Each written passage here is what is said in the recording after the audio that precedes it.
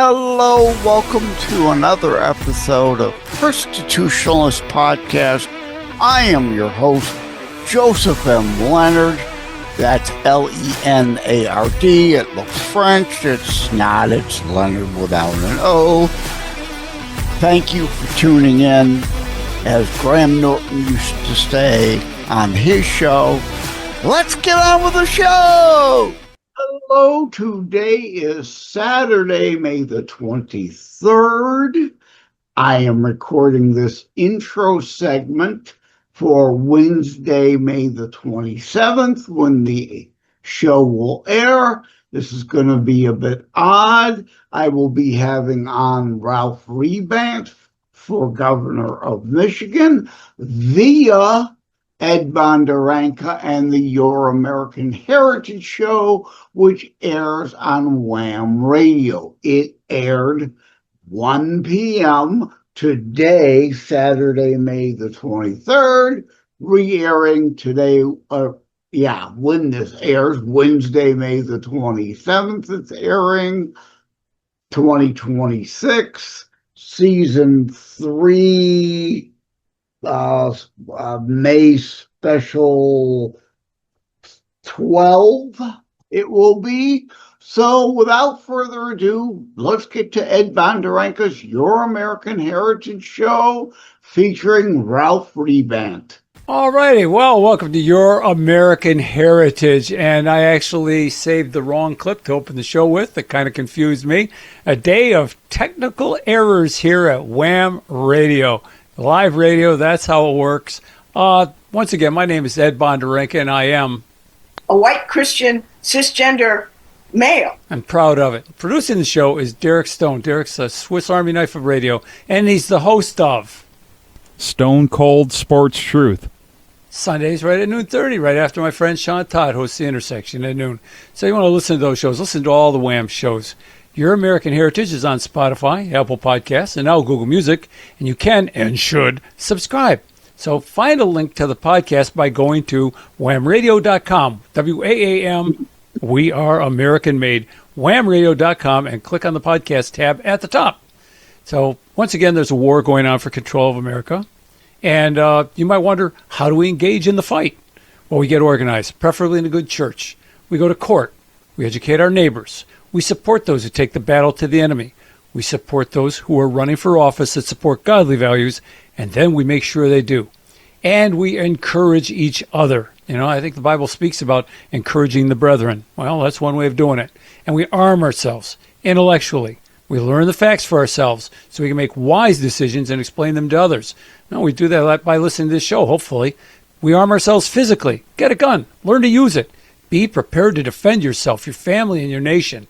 And then spiritually, once again, read your Bible, find a good church, join with others in prayer for our nation.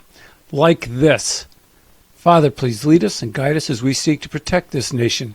Please help us protect our heritage and the rights that you have given us from evil conspirators, thieves, traitors, and tyrants.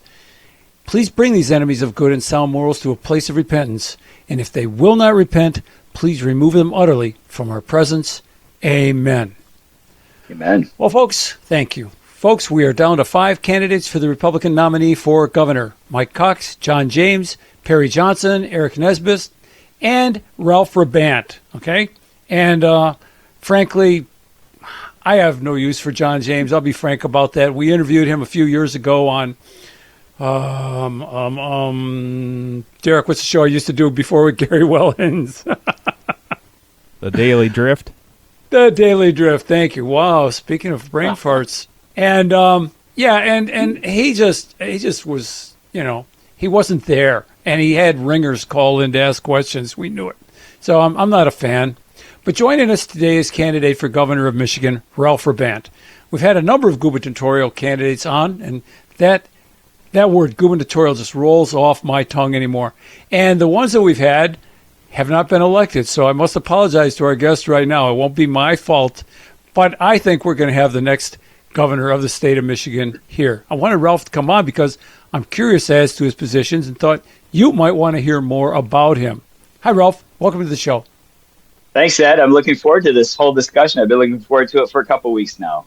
Oh, good. I'm glad to hear that. Me too. I've been prepping as best I can. So why don't you tell us about your background to start out with? Well, I was born in Wyandotte, Michigan, grew up in Woodhaven, downriver, went to Bates Elementary School, then off to Intercity Christian School in Allen Park. I met my wife there in 7th grade. I had a crush on her in 7th grade and then ended up proposing to her graduation day from high school. So we were 18. We got married 6 months later. I went off to college for the first semester and then came back and got married in December, took her back to Pennsylvania with us. We lived in Pennsylvania about 10 years. Adam, our first son, came around about 2 years later, Amy about 15 months later, and then after we moved back to Michigan to start Oakland Hills Community Church, we had 2 more sons in 86 and 88. So if you add all that up, Ed, we've got 4 grown kids, wonderful spouses, and 21 grandkids. May I ask quickly, where was Intercity Christian School located? 4700 Allen Road, Allen Park, Michigan, between Southfield and Outer Drive. I understand that. It was next to a creek, and I used to walk by that in the mornings on my way to St. Mary Magdalene. So there you there's go. that. Yep. Well, I was born in Wyandotte, like I said. I was born in Wyandotte, raised in Allen Park, and until we moved to Carlton and Flat Rock.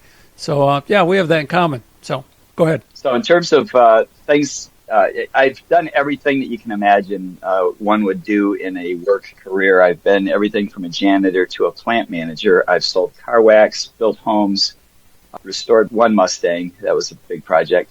But restored the Honda 70s, those little Honda 70s and 50s from the 1970s. We've got some of those. And it's just fun to get out and do those kind of things. But I think the biggest joy I have is knowing that my kids love Jesus. They're raising their kids to be godly kids, love our country, love Michigan. It's just, that's my biggest, I really can't even claim it. My wife's amazing. She helped raise those kids. We give the Lord the credit for all the good that comes out of it. Well, that's great. Well, I've done janitor work, and I haven't sold car wax, but I've rebuilt Mustangs, and I've ridden Trail 70s, and actually they're selling new Trail 70s these days. My brothers had them when we were kids, and now they're selling a brand new retro mod Trail 70 Honda. I just can't imagine why, but they're popular.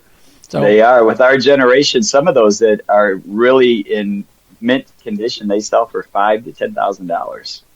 It's amazing. Yeah, I preferred my Honda 750 Super Sport rather, but that's off the subject. We're really off the subject here, but we're getting to know you, and that's good. Along the campaign front, Benson is trying to scuttle some popular Republicans again. Now, they pulled this trick, I believe it was the last election. They got James Craig off the ballot and a number of others, Sandy Pensler, and I can't remember the others they bumped off. Donna Brandenburg, Michael Markey.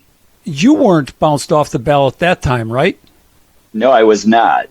And that's what's interesting, because we turned in about the same amount of signatures that we turned in 2022, and we weren't bounced off. We're still not off, but technically, because we have an opportunity to appeal on the 28th.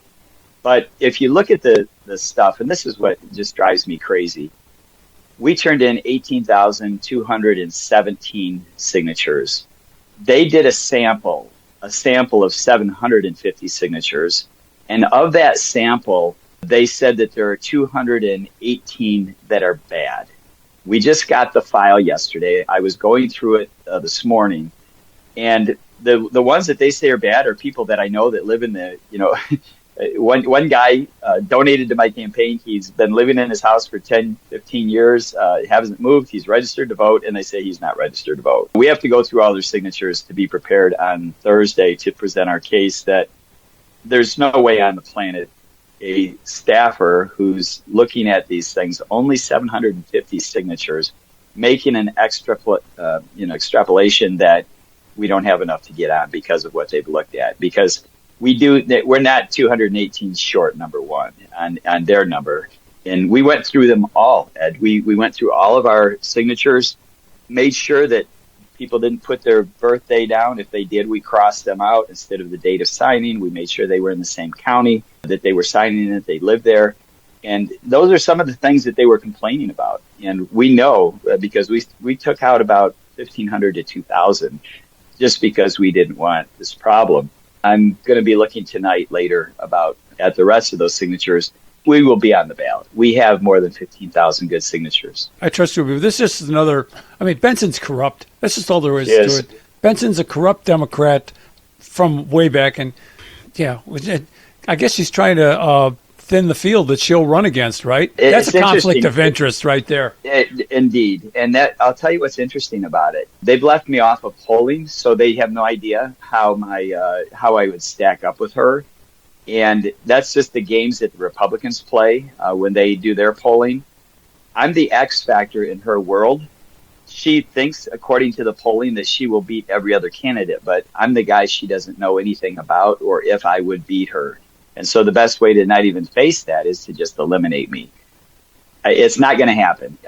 We're going to take this all the way to the Supreme Court. I'm going to fight for this because this should not happen. And basically what's happening, Ed, if you boil it down, there's one person in the Secretary of State office that's saying 18,217 signatures mean absolutely nothing.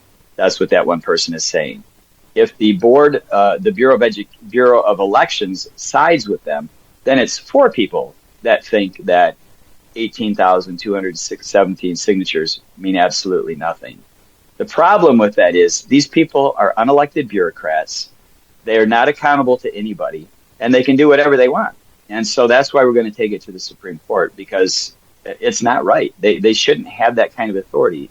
Unelected bureaucrats making that kind of a decision, it's too much power. There's no check and balance. I mean, your show is called Your American Heritage, and our founders understood checks and balances. That's why we have 3 branches of government.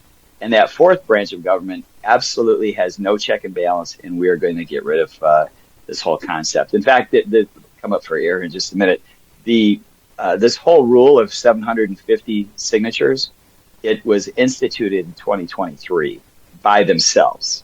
So it's a ludicrous rule. And Jocelyn Benson, as you probably know, had 3 rule sets in 2025. And the most egregious one was going against federal election law, which says that you have to retain the election records for 23 months. She ordered people, the county clerks, to destroy them after 9 days after the election was certified. 9 days, not 23 months. So this is the kind of corruption we're dealing with. Yeah, and actually, more famously, not famously enough, actually, Stephanie Lambert just won in Hillsdale County, and right. I was talking to my friend Dave Coleman about it, and it seems that they were actually every other elections official that did, as Benson said, violated the law, because these two actually, well, Lambert was her lawyer, but Stephanie Scott is like Tina Peters in Colorado.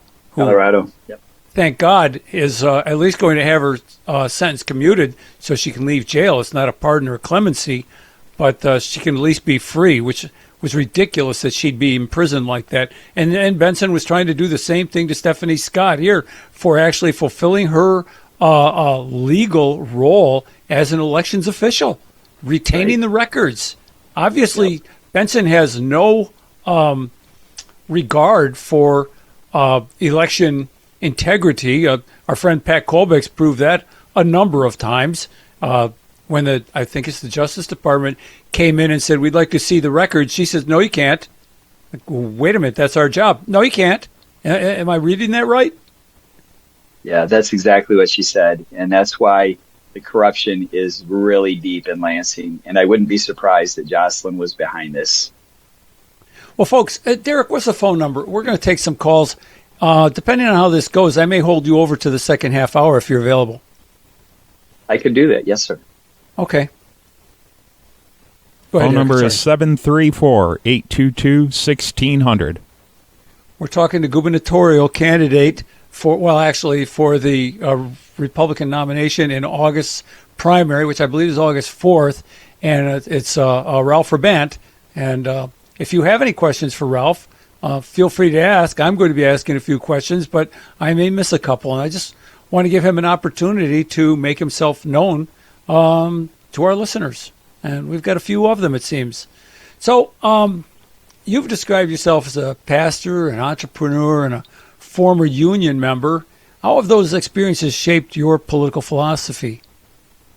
Very, very deeply. If we talk about entrepreneur, I understand what it's like to start businesses. I've owned small businesses, construction related stuff, carpentry, masonry, concrete. I've been, as you said, a part of some unions, 3 unions actually, and it was a good experience to say, wow, I'm making some good money. I mean, back in 1977, when I was working at Fermi 2 nuclear power plant, I was making $10 an hour, and overtime was $20 an hour. Back when I was in Pennsylvania, I'd made that during the summer, and I go back to my job in Pennsylvania. I was making, I think it was $3.27 an hour.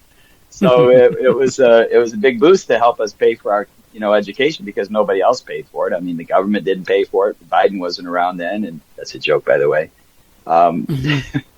He was around, but just eliminating people's college debts, that wasn't even my thought. I mean, in fact, there was what was called BEOG, Basic Education Opportunity Grant. That was available to me because of our income, but I didn't take it. I said the government should not be paying for my education. I have to pay for my own education. So we never took that. But yeah, all those things have worked. And being a pastor, most importantly, I mentioned in Ottawa County, which I don't know if you tracked that, Ed. 2 Fridays ago, I think it was, I was in a debate in Ottawa County and actually came in first.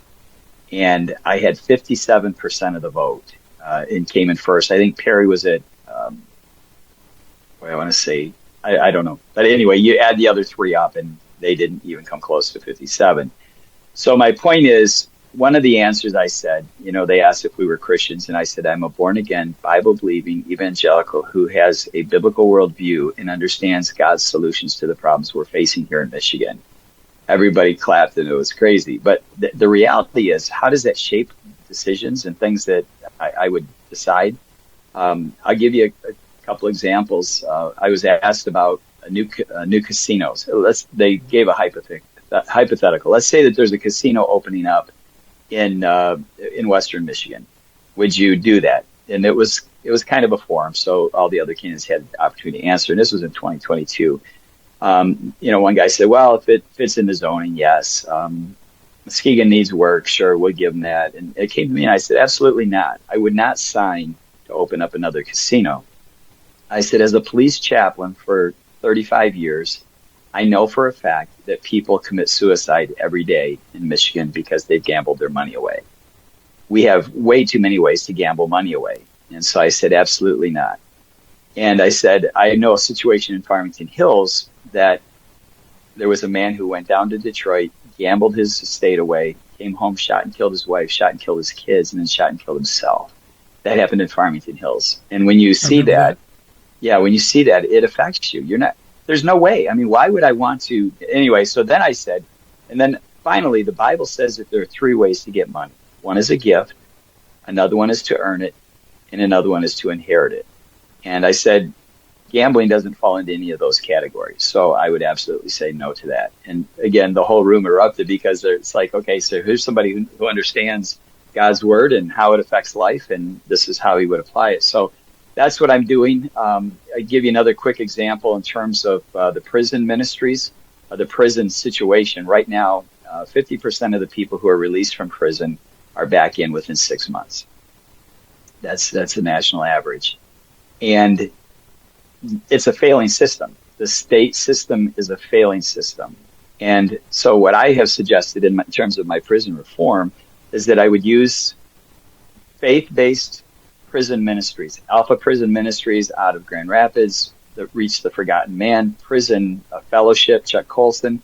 These are all groups that understand that in order to rehab somebody, it's not you just lock them up for 10 years, but it's a heart change. And when those people come out of those Christian faith-based programs, Ed, 80% never come back, never go back to prison, 80%. So we keep funding failing systems, and that's why I'm running, because career politicians, businessmen and women, and attorneys who've all sat in that governor's seat have not fixed Michigan. We just have higher budgets, worse roads, worse education, more mental health issues, and no one's fixed it. So bringing God's principles back to culture will definitely change Michigan and its future for the good. You mentioned, yes, amen. You mentioned prisons, and you've been to you've lived in Pennsylvania. If I recall, that's where penitentiaries were first established by the Quakers in order to actually bring prisoners to a place of penitence, penitentiary. And so actually there was a religious aspect to those that kind of got lost with secularism, but there was an effort to restore the prisoners, pretty much so like Chuck Colson and his group came about doing. Of course, he gained the impetus for doing that after having spent time in prison himself. So right. We have a call from Joe from Wyandotte, Joe Leonard. We'll see what Joe has to say or ask. Joe? Yeah, I always like the theory of the outsider, but unfortunately in Michigan, the one dumb nerdinator kind of ruined that, whole point in philosophy. But I wanted to ask, are you still using the lighthouse because of the symbolism of it? And if not, why not? Yes, I am still using it in speeches, but I was we chose not to go with that theme this time. In other words, it's still an overarching umbrella concept in what we're doing. But if you look on the billboards, it says Michigan's Turning Point. And the reason why we went with that is because we did legal research. We can use that phrase, even though Charlie Kirk's organization was called Turning Point. But we want Christianity and Christ to be the turning point in Michigan. And just more convinced that what people need is truth. They have a lot of opinions out there. They have a lot of expert opinions, but we're not hearing truth. In fact, someone made a comment that was so profound. The Gen Zers who are pursuing truth hear a lot of information, but they need to be able to sort out truth, and they need to be able to sort out what wisdom is, because there's a lot of information, but they have neither truth nor wisdom. And so that's you're why we're absolutely right. It's like the old IT statement. I'm a former IT guy, and the issue, GIGO, garbage in, garbage out. You can be flooded with information, but if 90% of it is bad, how are you supposed to reach a good conclusion? Right. That's good, Joe. And the other thing, Joe, I was on this is an interesting thing. In Lapeer County, the youth committee for Lapeer Republicans had a governor debate. I was the only candidate to show up.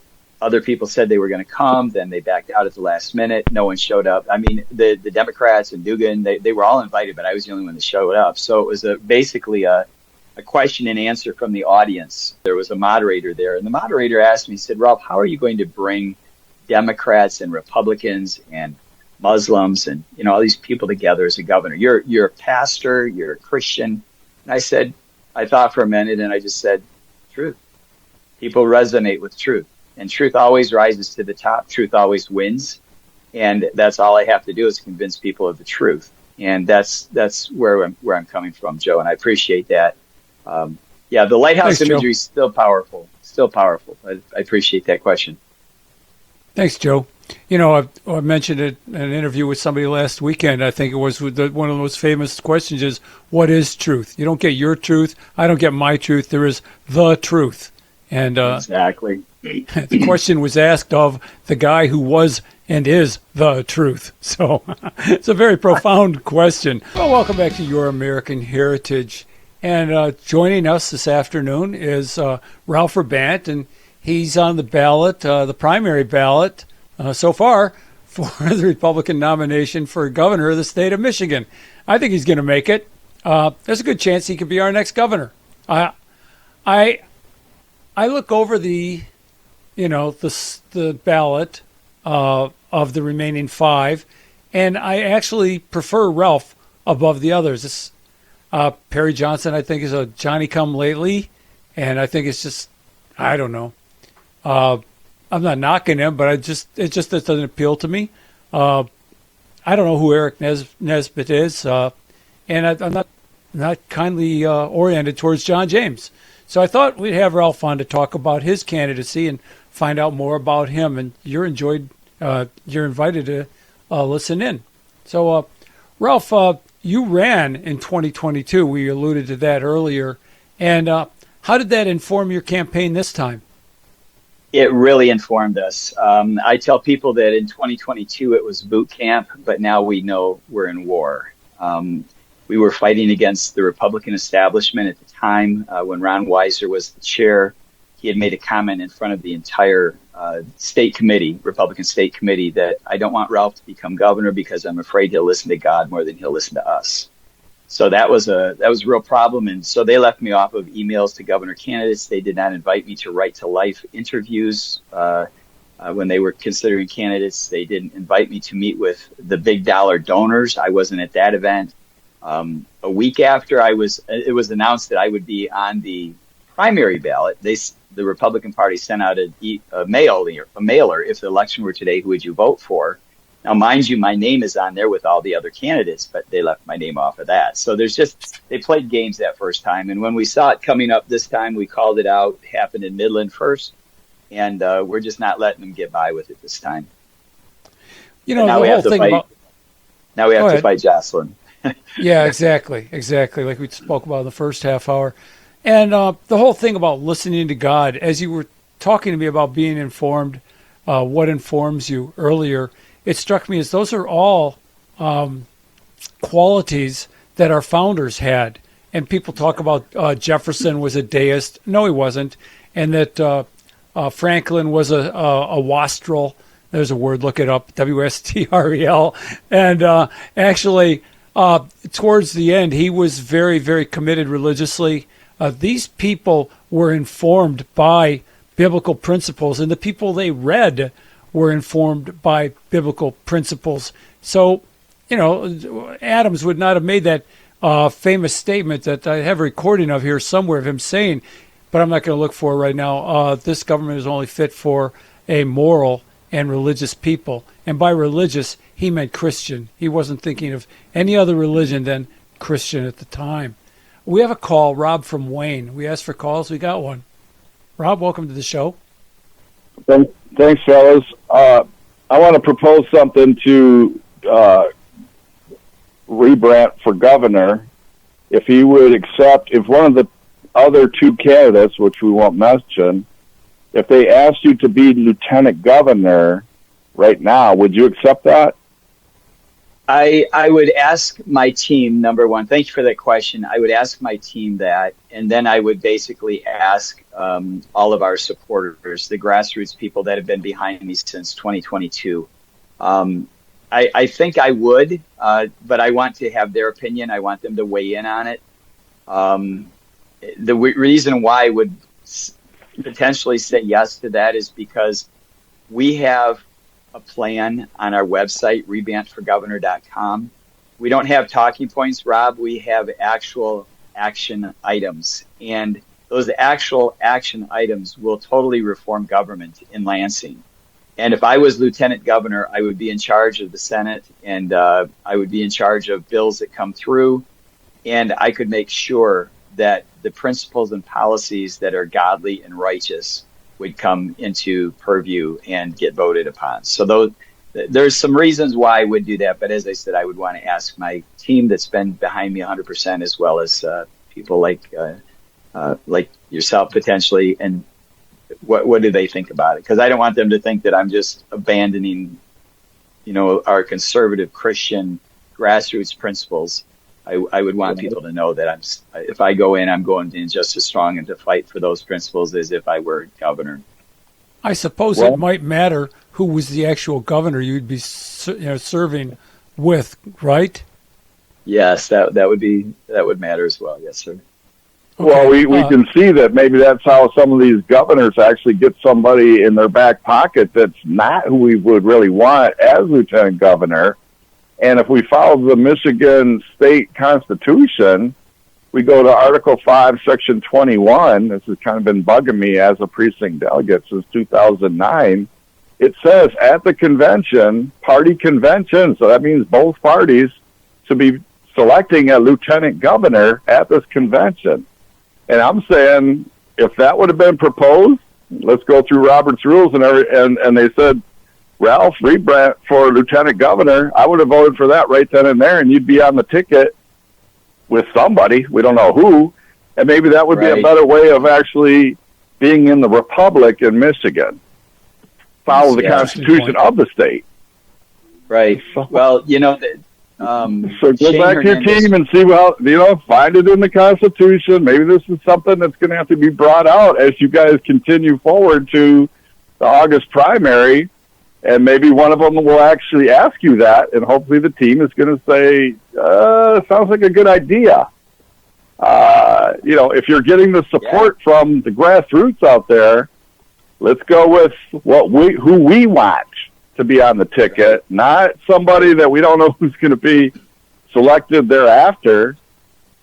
And then, you know, the other thing is, if you're going to go all the way to the Supreme Court, I heard someone, I think Ed name dropped an attorney, and I'm thinking, okay, well, maybe he works with Cardall, and I've seen some of his work with some of the plaintiffs of the state of Michigan, and he sure loves to use that word usurpation. I think he had it like 16 times in this complaint. And, you know, that's the same word that's in the Declaration, I think 2 times, maybe 3. And maybe that'll hammer home the trouble that we're in Michigan. Thank you, fellas, for taking the call. Oh, no, thank you for the call. Very well informed. I appreciate it very much. And, it was Dave Kallman, and he's done a lot of great work here. And I should say, hopefully we want to elect perhaps Judge Warren to the Supreme Court, so we'll have an ear there, he's right? Awesome. Yes. He's awesome. So we have another call, Mike from Ann Arbor, before we get on to some of my questions, if we ever get there. I'm happy to take the calls. This is good. Mike? Yeah, Mike and Lapeer. I'm just Mike the Carpenter. I was going to ask Ralph, you know, a simple man wants to know explanations about the Flint water crisis in the Line 5, you know, situation. How would you explain that to us? And why do you want to be governor? Good call. Okay. Thanks, Mike. All right. Well, Mike, thanks for calling. Why do I want to be governor? Number one, as I mentioned, nobody has fixed Michigan in my lifetime. I'm 67 years old right now, and no one has fixed Michigan. We have higher budgets, as I mentioned, worse problems, whether it's the roads, whether it's the water, whether it's infrastructure. No one has fixed it. I'm also running because I am not looking for the next election. I'm looking to save Michigan for the next generation. The people that are, number 3, the people that are running right now, they're connected to the establishment. And, you know, there are people who are running that are saying, we're going to take a blowtorch to the budget. We're going to take a blowtorch to bureaucracy. Well, they've been in politics for 15 years, for crying out loud. Why didn't you do it then? When we had the House, when Republicans had the House, the Senate, and the governor's seat, and the Attorney General, why didn't we do something about it then? It's not going to happen. You know, there's complaints by one candidate about the higher taxes, the higher cost of energy. Well, he's voted in favor of all those, and it's like just telling people what they want to hear in order to get votes. So that's why I'm running. As for the issues that we're concerned about, the Flint water crisis should never happen in Michigan. And what I've told people is that we will go to those areas that have the most worn out infrastructure. And whether it's bridges, whether it's water lines, whatever it is, we are going to hit that first, because that's obviously important. My job as governor is to protect the safety of the citizens, and water and bridges and all of that is part of that safety protection. So that's what I would be looking to do to solve those problems. As for Line 5, that is not a Michigan issue. That's an international issue. That agreement was made between D.C. and Canada. As much as Whitmer and Nestle want to waste your tax dollars, my tax dollars, on trying to fight that, they have no standing in it because it was an agreement internationally. So thank you. That's where we are on that. Thank you very much for that. Yeah, that gets very, very blown out of proportion there. So, speaking of taxes and funding of government, You've proposed eliminating property taxes.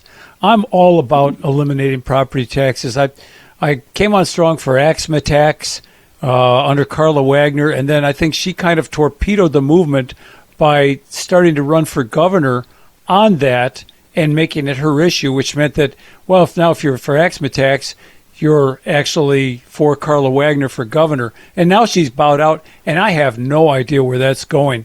But I personally see, and I think I've said it on air before, I think it's a constitutional issue. I don't care where the funding comes from for the schools and the fire departments and the police locally. I mean, I do care, but that's going to have to be made up, because the broader issue is, if you can confiscate my property because I haven't paid a tax, then I don't own the property. The state owns the property. And that's not what the founders had in mind when they talked about the pursuit of happiness. Would you like to respond to that?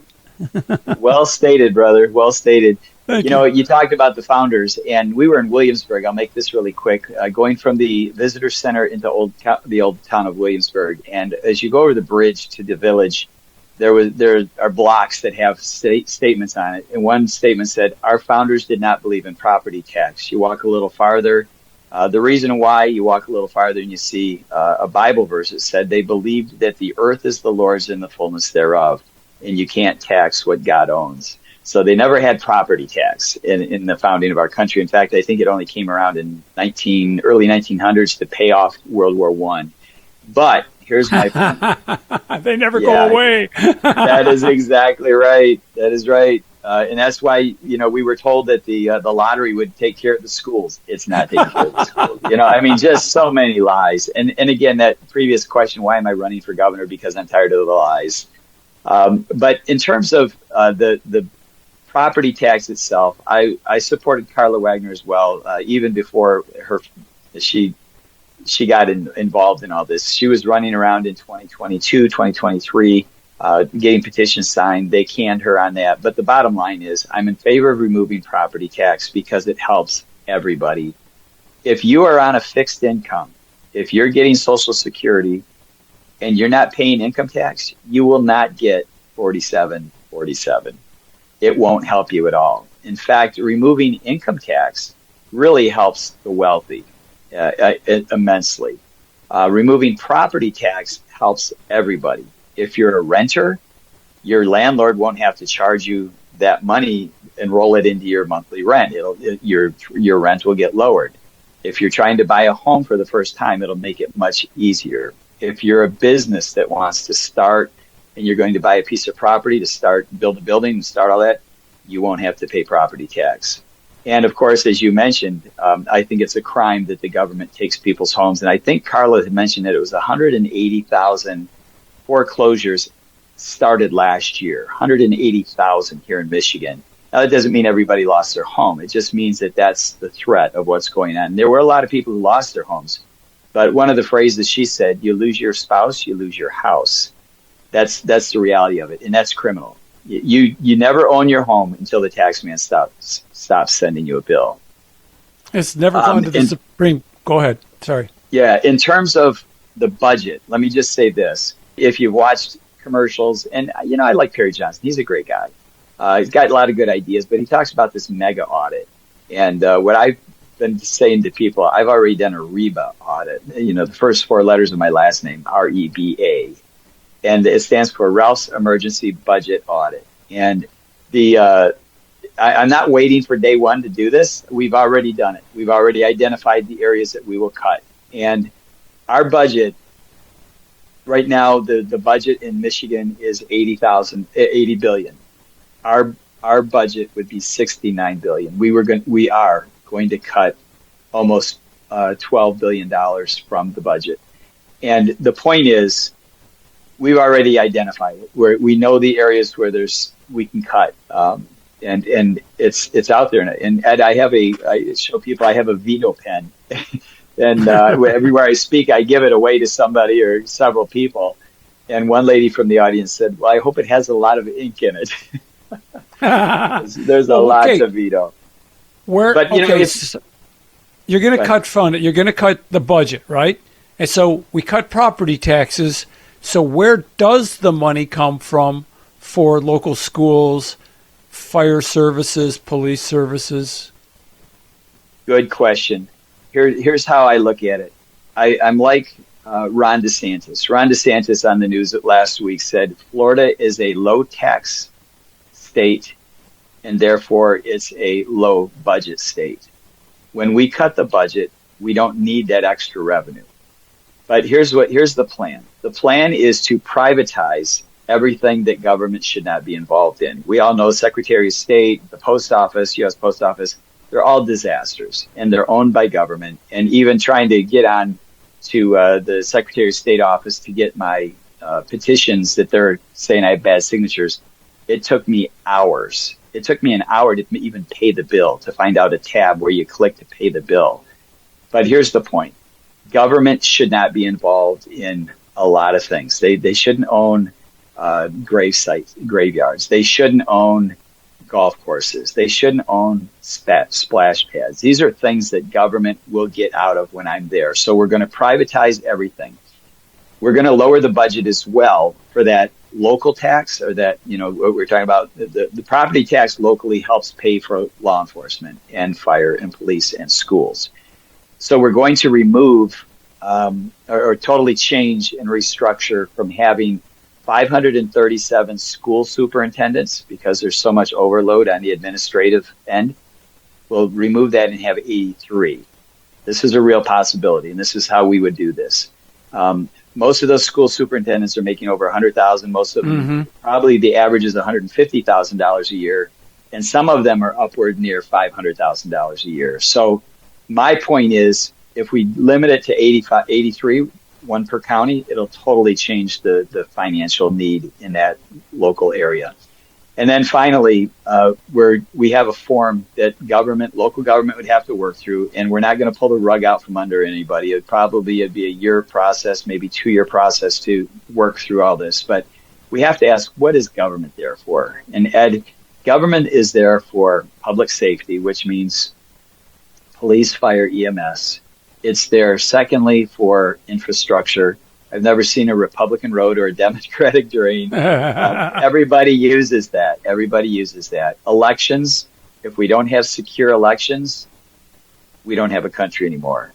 Education, we have a constitutional demand for education, and we're going to restructure that, as I've already said, in terms of the superintendents. So it's a combination of things. It's not like just, okay, we're going to take this out and then say, where are we going to get the extra money? No, we're going to remove stuff so we don't need as much extra money. And if there is something locally, I guess to finish this statement, let me come back to this. I would be looking at a constitutional amendment for state revenue sharing on the educational part of it. We are already doing that in law enforcement. We're already doing that in other areas. That would make the most sense to have a state revenue sharing, because right now when Lansing sends down their administrative rules that are burdening local government. It's like a quick story. Lake Odessa received a letter, and every fire department did. And I know this because I'm a chaplain. And by the way, Ed, the Southeastern Michigan Chiefs of Police have unanimously endorsed me for my run for governor. But in Lake Odessa, they get this letter from Lansing. It says you have to change your tires on your truck every 3 or 4 years. Blah, blah, blah, this great list. And the chief came out and he said, we can't do this. This is not going to work in our community. It would double our budget, and we can't afford to do that, and we're not going to tax our people higher to make it happen. So he stood up against it. But that's the kind of stuff that if we get government, get back to local control, get Lansing out of our pockets, get Lansing out of our lives. Okay, I've got to interrupt you because we've only got a couple minutes left. What I've heard people complain about is that if we're depending on state funds for our schools, we lose local control. And actually, I want to drop that at this point because I have another question I want to ask you. Okay. Okay. Unless you can give that 30. Can you give that 30 seconds? Well, the bottom line is government doesn't have to follow the money. It doesn't have to follow the money. In fact, that's where the point comes with local control. House Bill 4027, 4028 from Greg Alexander that is in the House right now would return all of the responsibilities to local government, not to the state or federal government. That's what I'm looking to do. Okay, I like that. Firearms. Where are you on firearms? Well, obviously, I'm a big supporter of the Second Amendment. That happens to be something that I love. I've hunted my whole life. I remember when Obama became president, I went out and bought an AR-15. Yep, And an AK. I bought an AK. There you go. And, I'm for constitutional carry. Thank you. That all of these red flag gun laws that they passed last year, we're going to repeal those. Thank you. Those are the answers I wanted to hear. I don't know about the rest of my audience, but I'm sure they're all nodding their head vigorously at that. And in the last minute, what's this about Bitcoin? What? I mean, I'm reading that you're for a gold standard for Michigan. How does that work? Or did I misread that? Yeah, the gold standard is Article 1, Section 10 of the U.S. Constitution states that says that states can use gold and silver as legal tender. A buddy of mine in Texas named Kevin Freeman started what he calls transactional gold. Texas, Florida, Arkansas, Georgia's talking about it.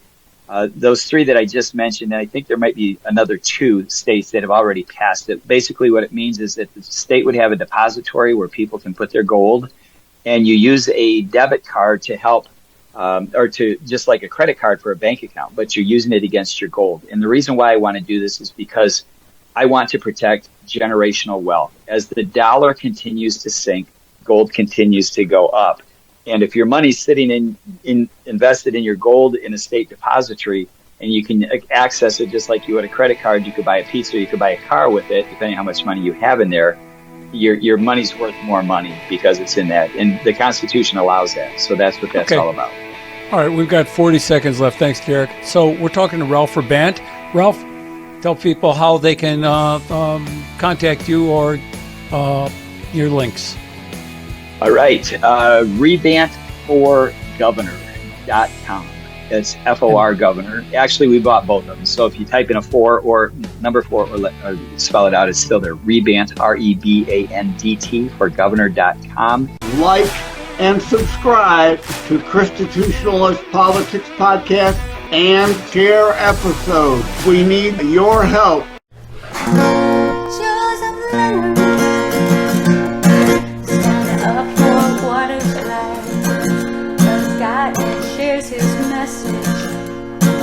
Every day and night, believes in freedom and making his voice heard, sharing his message over all the earth. God loves you for all you do. Stand strong and God bless you. Life isn't a straight line. It twists. It soars. It drops without warning. But it's in those heart-pounding moments, the climbs and the falls, that we discover who we truly are. Roller Coasters, The Life Kind, a book by Joseph M. Leonard, available now on Amazon. Sunday thoughts, coffee steaming, quiet streets, headlines heavy, people breaking when no one sees. So I lift their names up, every burden I can't fix, let it rise like incense, every hurt into your hands. I'm sending thoughts and prayers to heaven over every broken heart, every family, every soldier, every shadow and they scar. When this world crowns its pretenders, I remember what they preached. Our fathers wrote it down forever. No kings, but King Jesus over me. Jesus is King. Jesus is King. Jesus is King. Old church steeple, cross still reaching past the sky. Ancient promise, still the answer to our cries. From the fields at Valley Forge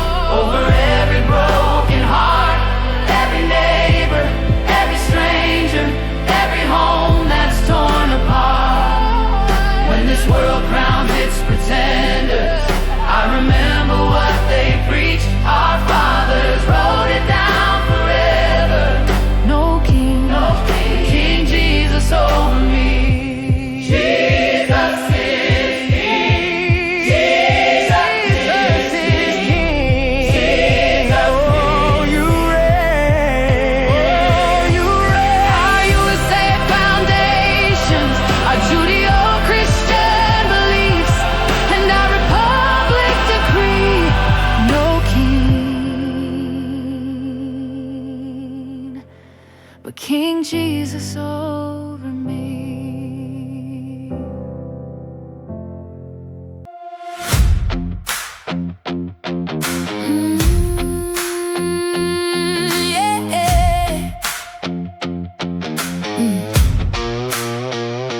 It ain't all sweet songs by the fire, warm hands, soft words, pretty choirs. If I cut out the thorns from the story, I'd be dressing up a grave as glory. This is tough love gospel, not just campfire shine. If I sand down the edges, I turn truth into a lie. Reality or delusion, I can't serve both sides. I'm not here just for the choir, I'm here where the hurt hearts hide. Yeah. Some pages bleed red in the margins, hard lines, hard calls, hard bargains. If I skip over storms for your comfort, then your house gets washed in the flood water. This is tough love gospel, not just campfire shine. If I sand down the edges, I turn truth into a lie. Reality or delusion, I can't serve both sides. I'm not here just for the choir, I'm here where the hurt hearts hide. Oh, do you want a dream or do you want a mirror? Do you want a joke or do you want it clearer? If the truth cuts deep, let it cut through fear. Better scars that heal than a sweet lie in your ear. This ain't cotton candy truth, ain't a campfire sing-along rhyme. You can't sell sweet dreams while the house burns behind. If it never cuts deep, it was sugar all along. If you skip the hard pages, you just rewrote the song. This is tough love gospel, not rainbows on a wire. If you hide the hard words, you're just fanning the fire. I won't preach delusion just to make it sound lighter. If I only soothe the choir, I'm a singer, not a fighter. You can hum all the feel-good lines while your neighbor breaks inside. Quote hope like a slogan, then look away from the crime. But a bandage on a bullet wound is a pretty little lie if the truth never offends us. Did we ever even try? This is tough love gospel, not rainbows on a wire. If you hide the hard word, you're just fanning the fire. I won't preach delusion just to make it sound lighter. If I only soothe the choir, I'm a singer, not a fighter. I'd rather lose that crowd than sell them painted grace. I'd rather stand alone and smile and dodge the weight. Don't ask for easy comfort, then curse the honest cost. Love that never warns you will leave you more than lost. This is tough love gospel, not rainbows on a wire. If you hide the hard words, you're just fanning the fire. I won't preach delusion just to make it sound lighter. If I only soothe the choir, I'm a singer, not a fighter.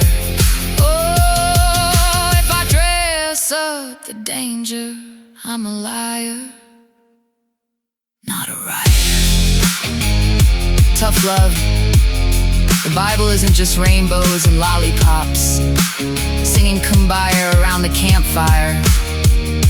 You cannot ignore the harsh reality drops. To peddle such makes you a liar. Reality versus delusion, speaking not just to the choir. this, that, and in all things transpires. Like and subscribe to Constitutionalist Politics Podcast and share episodes. We need your help. Thank you for having tuned into another Constitutionalist Podcast show. I really appreciate that you stopped by. Again, please like, share, subscribe. We need you to help spread the Constitutionalist movement. Thank you again. Take care. God bless. Love you all.